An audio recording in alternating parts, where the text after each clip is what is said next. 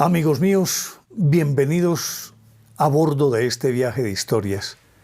Y hoy voy a continuar más o menos en la misma tónica del anterior capítulo, pero con la diferencia de que quiero hacer claridad aquí algo bien interesante. Si bien es cierto, en muchos casos se habla de fantasmas agresivos, violentos y demás, la generalidad de los casos, por lo menos de muchos de los que yo he leído, es que o están muy necesitados y angustiados, o están dispuestos a ayudar, o aparecen de una manera milagrosa en un momento dado para ayudarle a alguien, como es el caso que les conté del actor Telly Savalas. Pero de esto les voy a hablar después de invitarlos para que compartan y comenten estos contenidos alrededor de una taza de café con sus amistades. Los invito para que se suscriban en mi canal de YouTube, que es Néstor Armando Alzate y Lógico. Ese es mi canal oficial. Denle me gusta, activen la campanita para recibir notificaciones. Les recuerdo, de acuerdo con lo que me han solicitado, sí dicto charlas y talleres de expresión oral, de oratoria y de técnicas de improvisación. Quien desee puede escribirme al WhatsApp 313-550-4232. Puede ser un taller individual, puede ser para grupos, puede ser para empresas. Quien esté interesado me puede escribir. Pues bien, ¿recuerdan la historia de Telly Savalas con aquel señor James Cullen, que no solamente lo llevó en su carro Cadillac hasta la estación para comprar un bidón de gasolina, sino que regresó y le ayudó a tanquear, y luego se despidieron, le dejó su dirección?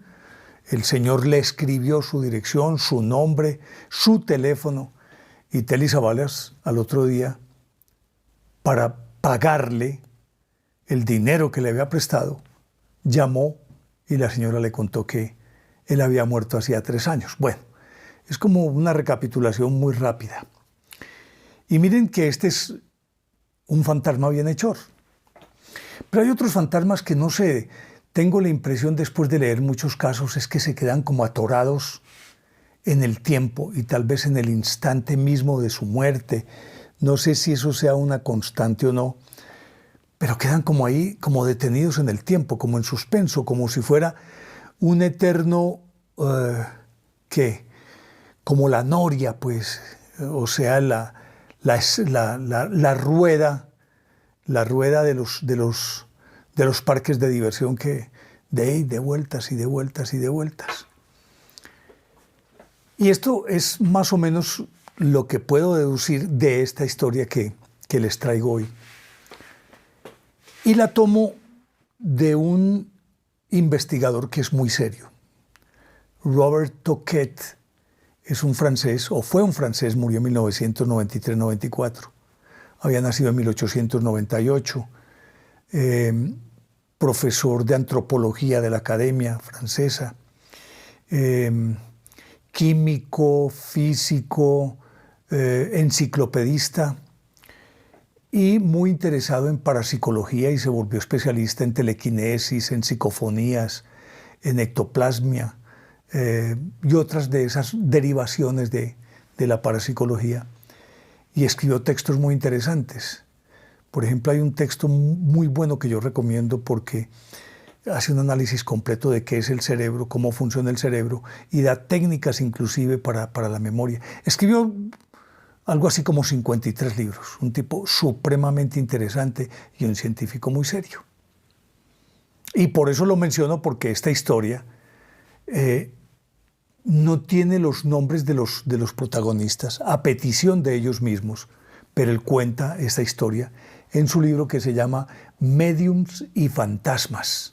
Así se llama el libro de Robert Toquet. Y cuenta que recibió una carta de una señora, en vista pues de que él era un investigador tan reputado en Francia. Le envió una señora una carta en la que le contaba toda una experiencia que vivió durante muchísimos años, porque comenzó en 1900 en 1955 y vino a terminar casi en los años 60. Pues según esto, la historia que él denomina como Madame B, estoy hablando de V, que ella alquiló una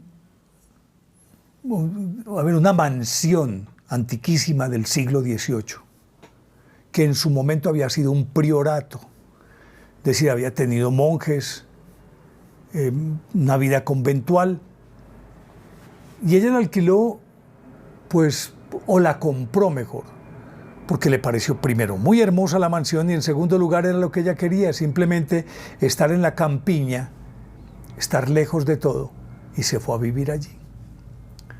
Estando en esta casa, ella tenía dos hijos, Jean, eso sí los menciona en la historia, Jean y Gastón, y otras dos hijas que vivían en París. Pues resulta que la señora se fue a vivir a esta casa y en la habitación principal tenía una chimenea, una habitación bellísima, amplísima, antiquísima, es decir, todavía con cuadros de aquella época. La decoración pertenecía justamente a siglos anteriores. Y estando allí los primeros días, muy bien, no pasaba nada. Al poco tiempo, ella, estando acostada en su habitación, de pronto despertó sobresaltada sin que nada la turbara, es decir, no fue que la sacudieron, no fue que oyó un ruido, sino de esos despertares que uno tiene como en función de algo que va a suceder, o como por ejemplo cuando uno tiene que madrugar, y los que somos malitos para madrugar, ponemos el reloj. De pronto, tal vez porque estamos condicionados psicológicamente a que debemos madrugar, de pronto despertamos antes de que suene el reloj, lo que no es habitual. Pues esta señora despertó cuando vio, ella dejaba siempre, esto fue en el siglo XX, claro, en 1955, dejaba una pequeña luz allá en la penumbra junto a la chimenea. Y de pronto, estando ahí, como que presentía que iba a ocurrir algo, se abrió la puerta de su dormitorio y entró un monje en todo el sentido literal de la palabra, su hábito de monje y la capucha sobre la cabeza. Obviamente que ella no le podía ver la cara. Él vino sin denotar que ya había sentido que había alguien ahí en esa habitación. No, llegó como normal frente a la chimenea, se arrodilló frente a la chimenea en actitud de oración con las manos juntas e inclinaba la cabeza y se levantaba. Y esta señora decía que tenía un pánico impresionante, que ella se quedó paralizada viendo a este señor o a este monje o a este fantasma que no se daba por aludido, es decir, él no se daba por entendido que había alguien en la habitación con él, y volvía y hacía genuflexiones, y hubo momentos en que tocaba el piso, se levantaba, y evidentemente estaba en una situación de angustia impresionante, y que para ellas, según lo que veía, el tipo estaba llorando, por lo menos sollozando, y se sentía el sollozo. Al cabo de un rato, se levantó, se dirigió a la puerta y desapareció. Esta señora se había quedado paralizada, no sabía qué hacer, absolutamente paralizada. Y entonces, muy intrigada y con miedo, lógico, al otro día llegó, investigó bien, miró la habitación, por donde pudo haber entrado, qué había, si existía por lo menos un indicio de que ese personaje hubiera entrado subrepticiamente en su habitación, pero que no fuera más que una pantomima, un payaso o alguna cosa por el estilo. Pasaron unos cuantos días y volvió a aparecer el mismo monje, exactamente el mismo ritual. llegó, se arrodilló, oró. Estuvo ahí haciendo genuflexiones, sollozando. Y ella seguía con mucho miedo. No se atrevió y dijo, la próxima vez hablo con él. Pasaron unos cuantos días y volvió a llegar el monje. Pues ella hizo un ruido a ver si el monje reaccionaba, y en efecto reaccionó y la miró. Y le dijo a ella, ¿usted qué hace aquí, el monje? Y no, es que yo vivo aquí. Y dice, esto no es suyo, usted no tiene por qué estar aquí. Este era nuestro convento, que durante la revolución nos lo quitaron y nos mataron. Esto era lo nuestro. ¿Usted qué está haciendo aquí? Usted no pertenece aquí, por favor, váyase de acá. Y entonces ella le dijo, ¿y usted quién es? Y no, yo soy un monje que vivía aquí y estoy arrepentido y por eso vengo a orar aquí.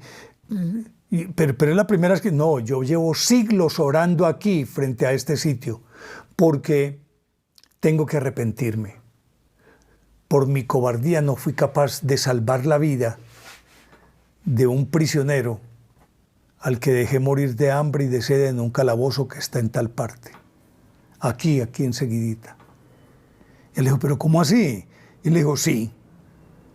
Ahí, vaya y busque. Ahí debe estar el calabozo. Bueno, siguieron conversando y el monje le decía que por favor se fuera, que estaba turbando la paz de todos ellos. Obviamente que la señora no le hizo caso. Cuando llegaron los hijos que vivían en París, pues resulta que los hijos no creían en nada, eran gente joven que no creía en nada. Y por lo tanto, ella no les quiso decir. Estando ellos allí, empezaron a escuchar ruidos de todo tipo que golpeaban contra una pared. Por allá, en el fondo, se sentía, en otro lado, como si estuvieran aserrando. Sentían sonidos en la cocina y en toda la casa. Una persona que iba caminando aparentemente en lo que llamamos chanclas e iba arrastrándose. Y ellos salían inmediatamente y no encontraban a nadie. Otras veces sentían que subía y bajaba y no encontraban nada. Pero el monje no se les aparecía a ellos, porque el monje aparecía pero en la habitación de ella.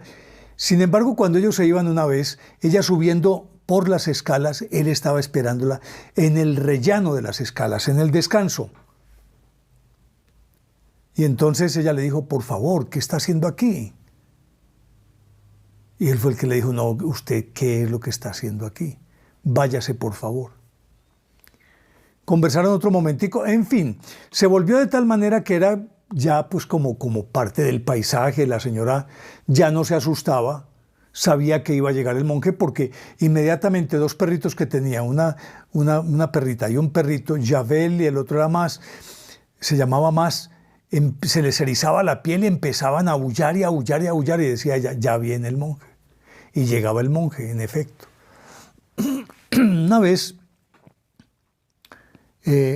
los perritos se erizaron y resulta que no era el monje, sino que apareció otro con hábito también, pero al parecer este era de, digámoslo, en la jerarquía era superior, era como un obispo. Ella dice que él llegó y de una vez la encaró y le dice, abandone esto aquí, usted no tiene por qué estar aquí.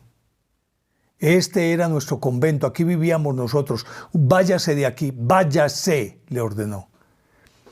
Y ella dice que era, pues, un obispo, porque le veía la mitra y obviamente otros distintivos particularmente la mitra, que es la que distingue al obispo. El tipo desapareció, inclusive él dice que le alcanzó a hacer una predicción que su país iba a ser gobernado por un hombre muy importante y que iba a alcanzar la paz, algo así como una predicción. Dicen que se refería a Charles de Gaulle cuando él ya estaba en el poder, que manejó a Francia durante muchísimos años y que Francia en ese momento se recuperó de la Segunda Guerra Mundial. Bueno, en fin. El monje iba y volvía. el monje siempre estaba ahí presente. Iba y regresaba. Y un día, aquellos muchachos incrédulos estaban allá. Cuando a uno de ellos, al más incrédulo, porque la señora empezó a adelgazar, su salud empezó a venirse a menos. Entonces sus hijos preocupados, pues le dijeron que por qué no se iba a París, y ella dijo que no se quería ir a París. Pues resulta que de tanto hostigarla, ella les confesó, lo que pasa es que aquí aparece un fantasma, usted va a creer en fantasmas. Y dice, pero ustedes no oyen todo lo que ocurre, los ruidos y demás. Eso no son fantasmas, eso no existe. Entonces ella les dijo, no, es que aquí este monje viene. Entonces le dijeron, vea, váyase usted para esta otra habitación y nosotros vamos a dormir en la habitación que ya se sabía que era la habitación del prior de ese convento. Entonces ellos se fueron a dormir allá y ella se fue para otra habitación. En efecto, estando en esa habitación, creo que Jean, que era como el más incrédulo, empiezan los perritos a aullar cuando él vio que entra el monje. La mamá, que sabía lo que pasaba y estaba en una habitación casi que puerta con puerta, inmediatamente vino. Y ahí estaba el monje y aquí estaba él. El tipo casi se enloquece, obvio. Después le tocó el turno al otro hermano, que también lo vio.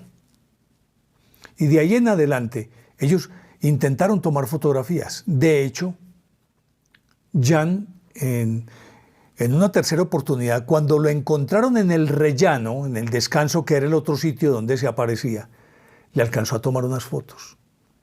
Supuestamente estas fotos las tuvo Robert Toquet.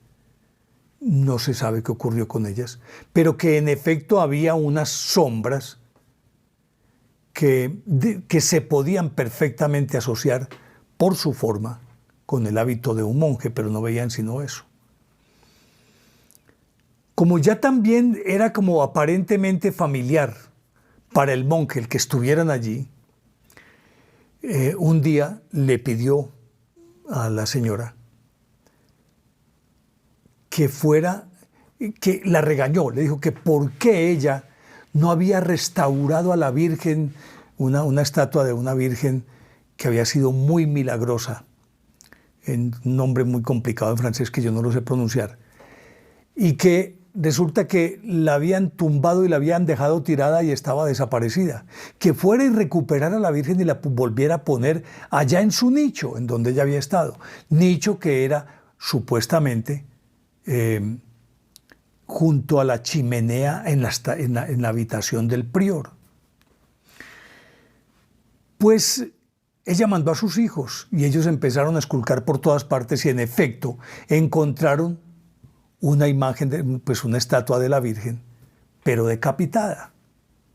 Se supone que cuando la revolución a la que él se estaba refiriendo siempre el monje era la Revolución Francesa, claro, que hubo esa persecución tan impresionante contra la Iglesia Católica. Y entonces ellos cogieron esta estatua, la limpiaron muy bien y volvieron y la pusieron en su nicho. Pues el monje volvió a aparecerse y la regañó y le dijo, vaya, busque, la cabeza la encuentra, la cabeza está ahí también, ¿cómo me la va a dejar descabezada? Pues la señora dice que a los poquitos días iba caminando y junto al comienzo de unas escalas, como así como en un pedacito de tierra, vio como una piedra toda rara. Y dijo, pues esta es piedra no. Y de pronto lo asoció con la cabeza de la Virgen. En efecto, la hizo sacar y era la cabeza de la Virgen y casaba perfectamente con ese cuerpo. Pues limpiaron muy bien la cabeza, volvieron y la pusieron sobre ese cuerpo. La sellaron pues para que no se dañara. Y el monje a continuación le dijo, vea, vaya, ore por mí frente a la Virgen. Ore por mí. Y vea, las tumbas de nosotros están allá. Allá estamos todos enterrados. Vaya y me aspereja con agua bendita la tumba mía, que ahí está. Pues resulta que ella dijo, yo no tengo agua bendita, ¿dónde voy a conseguir? que le prometía que iba a llevar agua bendita. Y cuando esto ocurrió, el monje desapareció. Pero entre tanto habían encontrado aquel calabozo, aquella celda en la que supuestamente este monje había dejado morir a un preso y por eso se sentía culpable y responsable. Y cuenta la señora que ya pues cuando había una interacción más real entre ellos, él oraba y le decía: Señor, perdonadme, perdonadme este pecado terrible, perdóname lo que hice, Jesús, ayúdame por favor, quítame este tormento de mi alma. Y que lloraba y sollozaba y murmuraba y volvía y se agachaba y tocaba el piso con la cabeza, juntaba las manos y seguía orando. Y ya a la hora de la verdad, pues era como parte de la casa y de la función, digámoslo, no de la función, sino de las costumbres de la casa ya. Y él no se inmutaba que la señora estuviera en el cuarto, llegaba a orar y a pedir lo mismo. De tanto en tanto se dirigía a ella.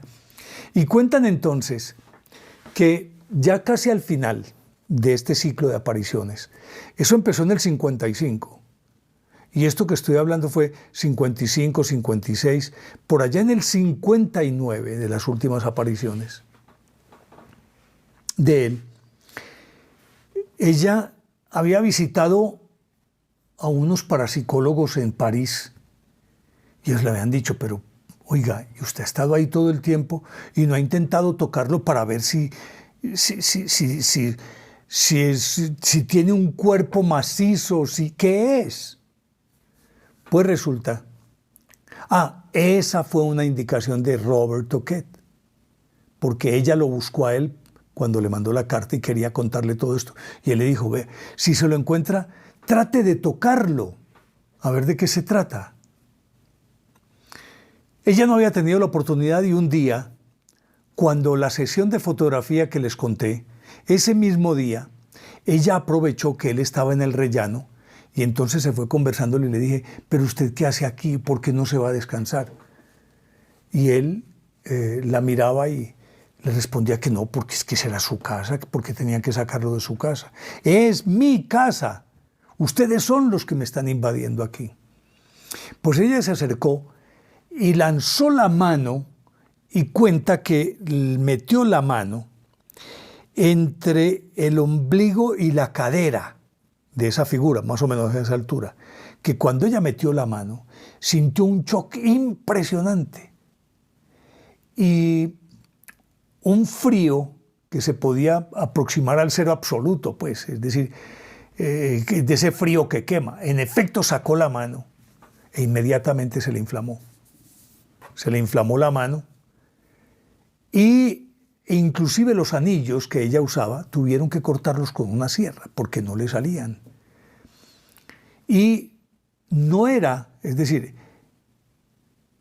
era algo gaseoso, no tenía corporeidad, no tenía solidez, sino que ella metió la mano como por entre una nube y volvió y la sacó.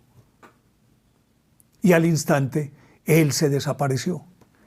Pues la mano se le inflamó y luego le aparecieron como unas especies de ampollas, de quemaduras. Y se le encalambraba la mano y durante mucho tiempo estuvo así. Pero metió la mano en la nada. Era una nube, dice ella.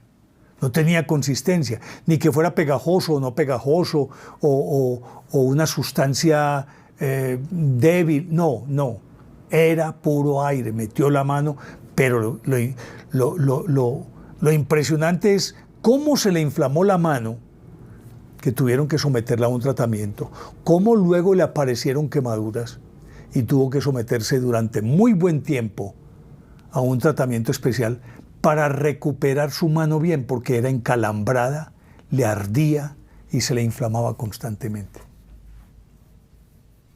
Después de que ella logró encontrar aquella cabeza que les conté, la de la Virgen, y la pusieron en su sitio, que le pidió que orara y fueran a llevarle agua bendita, que orara por él ante esa Virgen, que orara y orara y orara por él, que ella era la única que podía sacarlo de ese tormento.